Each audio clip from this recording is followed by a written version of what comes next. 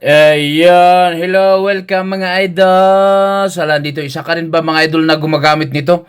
Gumagamit ng ating relay baging mechanical relay na kulay itim na may 100 ampere, 12 volts na 180, 12 volts 180-80 na ang kanyang module ay WM16AC86. Alam niyo ba mga idol, ito ay kwan? Sa aking obserbasyon, malakas tong kwan, mga ng baterya ba, malakas makaubos ng baterya natin. Itong ating relay na ginagamit natin, yung common na ginagamit natin na pang switch dito sa ating inverter, mula sa positive na supply ng ating inverter, na ginagamitan mo ng LBD, ito ginagamitan mo ng LBD ano. Pero ngayon mga idol, ang ginawa natin, kagaya ng ginawa ng ating mga friends na nagturo sa atin din, na gumawa, tatanggalin natin to ano, tanggalin natin tong ating mechanical relay. Kasi kuan malakas tong mga ng baterya. Malakas, mainit pa siya, nag-iinit. Kaya tanggalin natin, ang gagawin natin, ang ating gagawin, ikukan natin to ano, i-direct natin dito sa switch ang ating LBD. Ang ating low voltage disconnection o LBD, kukonek natin dito sa switch natin ano, dito sa may switch ng inverter natin. Ang gawin mo lang, buksan mo, tanggal mo to, ayun, ito, buksan natin to, ito, kagaya ng ginawa ko na ito, yan. Buksan mo siya, at hanapin mo lang yung positive, negative, ano, hindi positive, hanapin mo yung negative, positive, para malaman, pero isa lang to ang positive lang. Ito, ang gagawin mo, depende naman yan, nakadepende sa inverter mo. Sa akin, ginawa ko dito kasi, ang switch na ito, isa lang sa positive lang. Papunta dito sa doon sa may terminal ng baterya natin, papunta galing sa baterya no, dito sa ating terminal block na station. Hanapin mo lang diyan, ikukunik mo lang yung positive dito sa galing sa positive ano, ang kanyang on. Dalawa lang naman ang terminal nito dalawa lang ang terminal nito. Ang on and off dito sa switch ng mga inverter.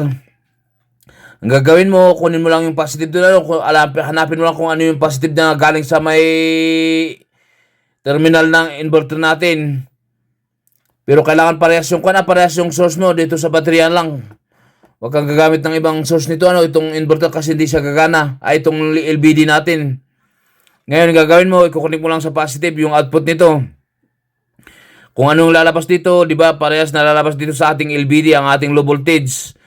Lalabas dito sa output, pumunta sa may positive na nakakunik dito sa ating switch. Para kung nag-low voltage to, halimbawa, na-reach na ang kanyang low voltage na kagaya sa akin na nakalako lang sa 12.0. Pero ito hindi pa naka-power na ito meron ako nilagay na switch ng ating LBD para kung hindi siya nagagamit, pwede kong i-shut off yung supply ng LBD natin galing dito sa ating supply. Ayan, gawin mo lang, equal mo lang dito sa switch, papunta dito sa may LBD, supply mo lang yung switch para may supply yung inverter mo, try natin. I-switch ko yung LBD, i-on ko yung LBD natin. I-on natin yung LBD para magkaroon ng power to. Kung mapansin mo, naka-on ka na. Kung ginagamit nyo pala ito, kailangan naka-on ito parati. Kung naka-supervise naman kayo, pwede mo nang patayin at saka i-on dito. Kung hindi kayo nakabantay naman, pwede mo naka-on lang para to-turn off lang dito ay itong yung LBD mo. Subukan natin. Siyempre, i-on ko ito kasi may ito yung switch ng ating LBD. I-on natin para magka-power yung ating LBD. O ayan, nagka-power ng ating LBD. O liba na, nakita nyo, nag-on na siya. Pwede mo nang sa patayin dito. Pero kung ginagamit mo naman, kailangan lagi naka-on to para ang mag-on lang nito, mag-cut off ang ating LBD. Pag halimbawa, nakuha mo na yung disconnection ng ating LBD, pwede kusang mag-shut off na to. Papatayin niya naman tong inverter para hindi mo na nagagamit yung relay mo. Itong relay kasi malakas tong kumain ng amperahe ay ng watts. Malakas maka-drain ng baterya. Halimbawa, na-reach mo na ito kasi puno pa itong aking baterya, kaya nilagyan ko ng switch. Para halimbawa, hindi ko ito ginagamit kasi pag naka-display ito, nagko-consume din siya ng power mula sa ating baterya. Kaya nilagyan ko ng switch para kung halimbawa, hindi ko na ito ginagamit or naka-on grid ako or biniko or mirar ko kung ano man yung kinalagyan mo na source ng yung kuryente.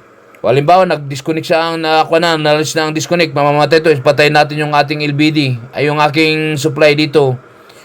Patayin natin, ma-off din ito. O ayan, namatay na siya. Halimbawa, na-reach na ang kanyang disconnection. Pag supply naman niya, halimbawa, bumalik na sa reconnection mo, sa akin kasi ay 12.5. Halimbawa, nakabalik na siya, na-charge na. Ayan, nag-una sa ulit. Ayan, mag-una ulit siya.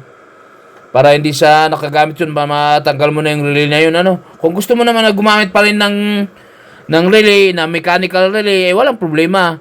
Kung malakas yung baterya mo, pero nakakakain to, nangangain ng baterya.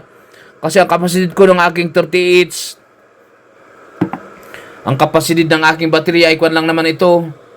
38, 38, 12 volts ampere, 12.8 amperes. Ang capacity ko lang dito ay kwan naman to, gamit ko lang sa router ko, sa aking wifi, ilang ilaw lang naman. Pinag-charge ko ng emergency sa aking baterya, ayun lang. Kaya kung nagustuhan mo ang aking mamunting sharing dito sa ating mechanical na ito, wala nang problema kung gumamit kayo nito, pero malakas talaga itong kumain na-observe ko na to. Ilang araw lang ako naggamit nitong aking mini solar setup. Pero malakas talaga makain. Hanggang dito lang kung nabigyan kita ng isang idea, ay baka gusto mo akong bigyan ng isang palikedan. Isama mo na ang subscribe button kung di ka pa nakasubscribe para updated ka sa ating mga binablog ng isang katulad ni Eric Kiss. Salamat Hanggang dito na lang and thank you for watching.